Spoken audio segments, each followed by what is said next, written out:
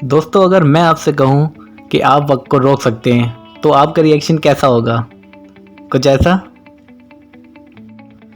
लेकिन अगर मैं आपसे कहूँ कि हाँ, आप वक्त को रोक सकते हैं तो आप लोग तो यही सोचेंगे ना कि मैं क्या बकवास कर रहा हूँ।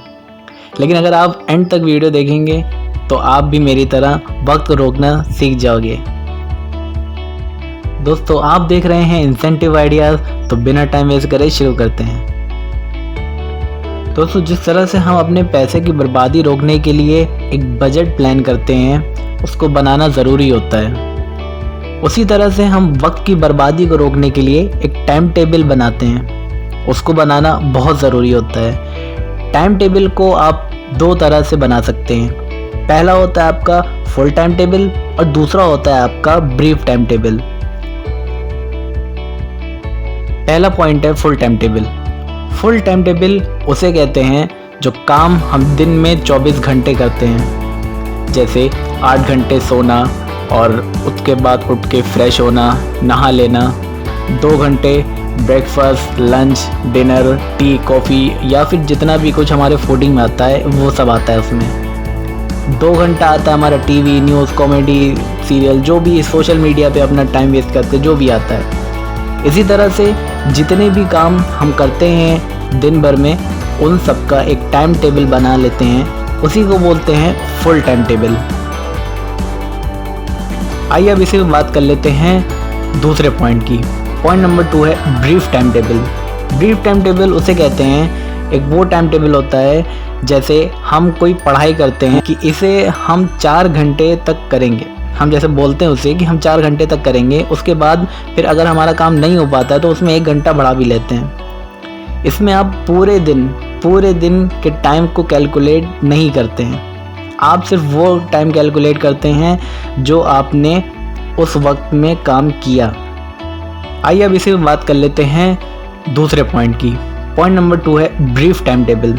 ब्रीफ टाइम टेबल उसे कहते हैं, एक वो टाइम टेबल होता है जैसे हम कोई पढ़ाई करते हैं, बोले कि इसे हम 4 घंटे तक करेंगे। हम जैसे बोलते हैं उसे कि हम 4 घंटे तक करेंगे, उसके बाद फिर अगर हमारा काम नहीं हो पाता है तो उसमें 1 घंटा बढ़ा भी लेते हैं। इसमें आप पूरे दिन के टाइम को कैलकुलेट नहीं करते हैं, आप सिर्फ वो टाइम कैलकुलेट करते हैं जो आपने उस वक्त में दूसरा पॉइंट है, आप इस अपने किसी भी गोल को अचीव करके कैसे एक महान इंसान बन सकते हैं। ठीक है दोस्तों, हमारे साथ अक्सर ये होता है कि हम बड़े बड़े प्लान्स बना लेते हैं, लेकिन उस पर क्या होता है कि अमल नहीं कर पाते हम। ठीक है, उस पर अमल करने की सबसे बड़ी वजह ये है कि हम सिर्फ अपने प्लान के बारे में सोचते हैं और सोचते हैं वक्त निकल जाता है सोचते सोचते हमारा, है ना, यही होता है।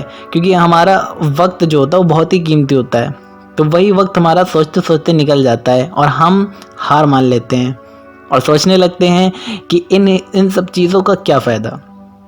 ठीक है, और ये सच बात है, अगर हम किसी भी प्लान को बनाएं बिना एक्शन लिए तो सही में हम आखिरी में दोष उसी प्लान को देंगे जो हमने बनाया था।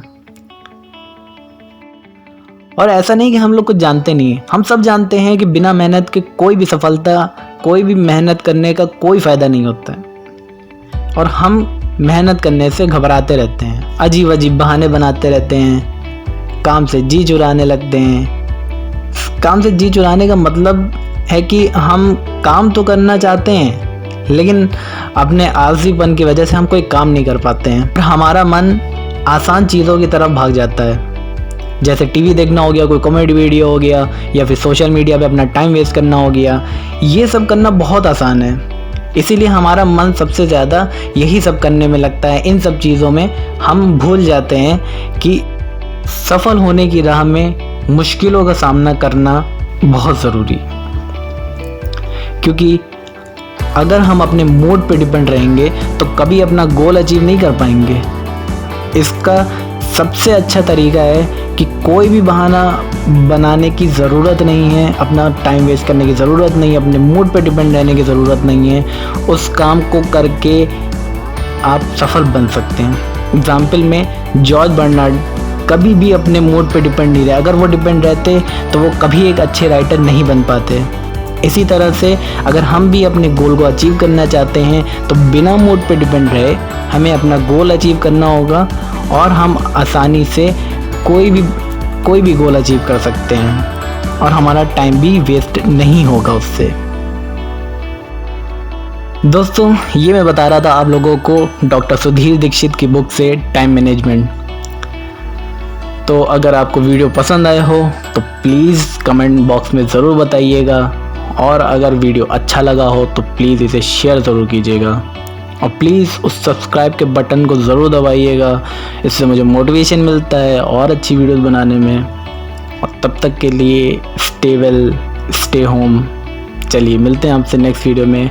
और एक इम्पॉर्टेंट चीज़ मैं आपसे बताना चाहूँगा कि मैं अभी तो रिसेंटली वीडियोस डाल रहा था, लेकिन अब मैं पर वीक डालूँगा क्योंकि टाइम कम है और काम भी ज़्यादा है मेरे पास।